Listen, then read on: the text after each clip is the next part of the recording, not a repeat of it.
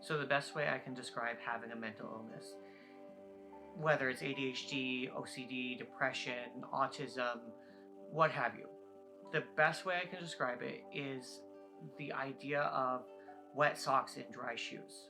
From the outside, everything looks normal.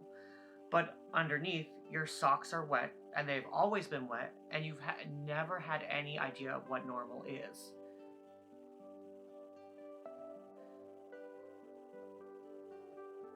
Without realizing it, I've been working on this project for almost 10 years now. It started in my undergrad program when I was dealing with some depression, and a friend of mine said, "Hey, why don't you turn the camera on yourself so that you can actually look at it and see what it's like?" And I think that was the first time that I really started looking into and actively doing self portraiture. But Sorry for the Mess really wasn't born until last semester, when the ideas finally coalesced and came into one. Sorry for the Mess is a very personal look at the mental illnesses that I deal with on a daily basis. I've struggled with ADHD, depression, anxiety, and OCD my whole life.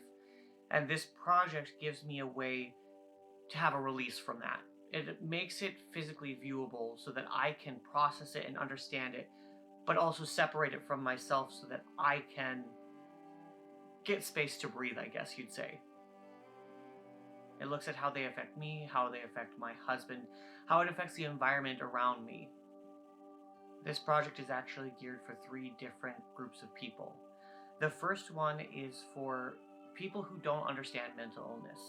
Oftentimes, we see and hear about mental illness, but we don't talk about it in an honest and open way. This project explores it in a way that is honest and authentic, but also makes it understandable for those who don't understand, because it makes things that are non-tangible in the real world physically viewable or tangible in a way that is understandable if you don't have a mental illness. This is accomplished through the use of duplication of myself to represent ideas that are harder to explain to someone. So it gives them a way to see it. It makes it tangible. It makes it viewable.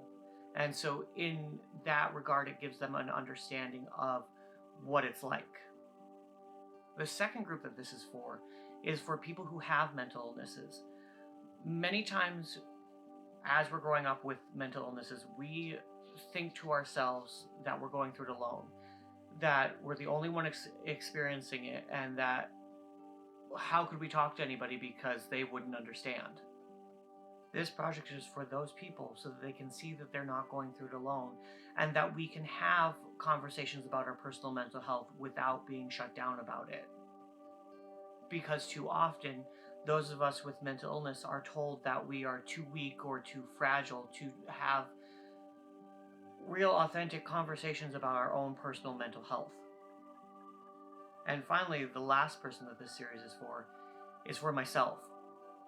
This is a way that I can see what I'm struggling with, what I'm dealing with, and understand it and process it in a way that's healthy and that's safe for myself. This project has also, in a way, forced me to take a deeper look at the internal space that is my mind. It's pushed me to work harder to be a better person, but also a better advocate for myself within my mental illness.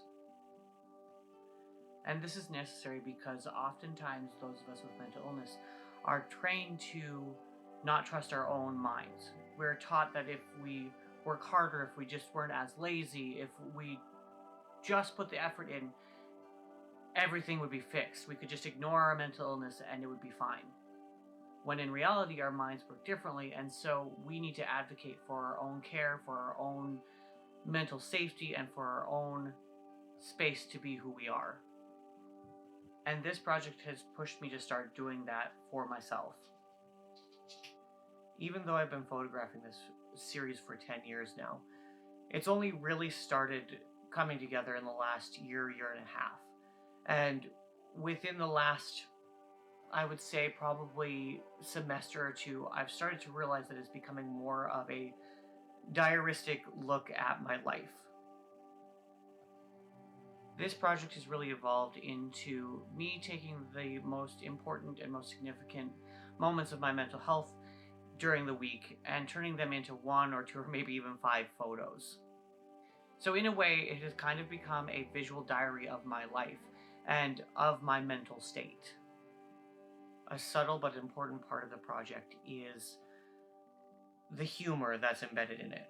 And this is because with mental illness, sometimes, even through the times where it's painful and agonizing and frustrating, there's also that little bit of humor.